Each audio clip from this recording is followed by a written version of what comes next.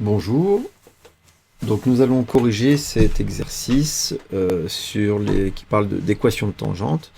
Donc c'est une définition et propriété.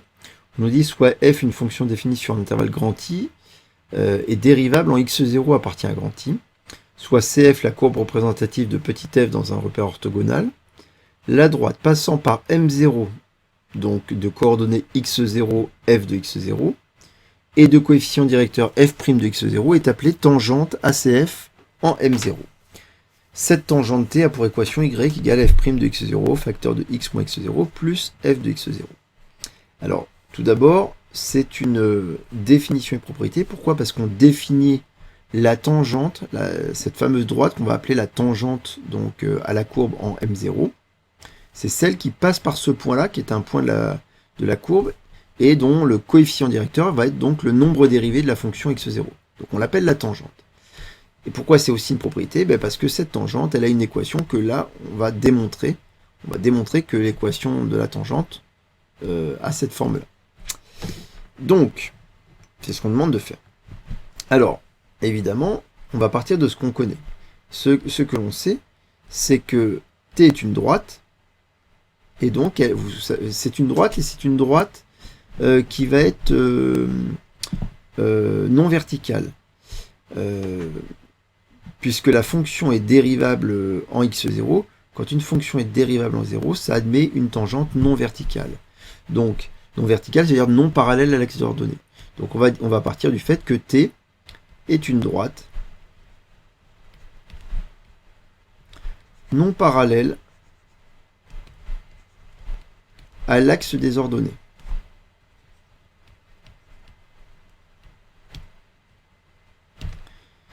C'est parce que, encore une fois, la fonction f est dérivable en x0.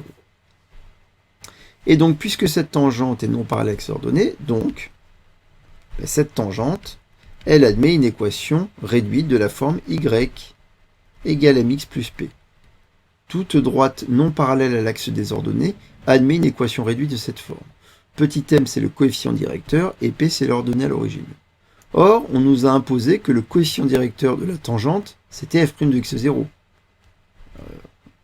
Or, petit m égale f' de x0, le nombre dérivé, et donc, finalement, on a t qui a pour équation y égale f' de x0 fois x plus p, p étant l'ordonnée à l'origine.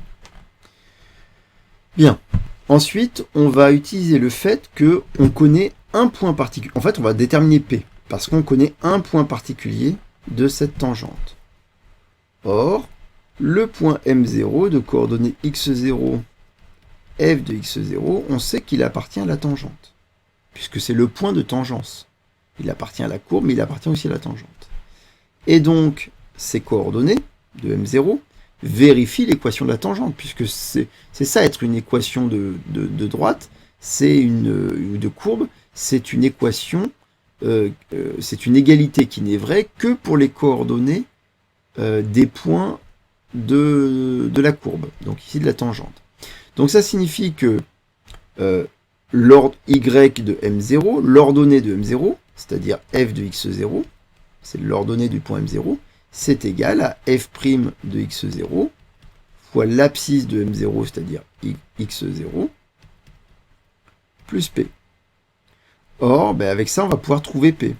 Donc, p, il suffit de soustraire tout ça. P, c'est égal à f de x0 moins f' de x0 fois x0. Vous soustrayez les deux membres par f' de x0 fois x0. Et donc, pour terminer, je reprends mon équation de tangente et je remplace P par l'expression qu'on vient de trouver. Donc T a pour équation y égale f' de x0 fois x plus f de x0 moins f' de x0 fois x0. Il n'y a plus qu'à faire une seule chose, factoriser ces deux termes-là par f' de x0. Donc ça fait y égale f' de x0, facteur de x moins x0, plus, il me reste f de x0. qui est exactement la formule de l'équation de la tangente que l'on apprend et que l'on doit connaître par cœur, puisqu'on nous la demande assez souvent. Et là, on l'a redémontré dans le cas général. Voilà. Au revoir.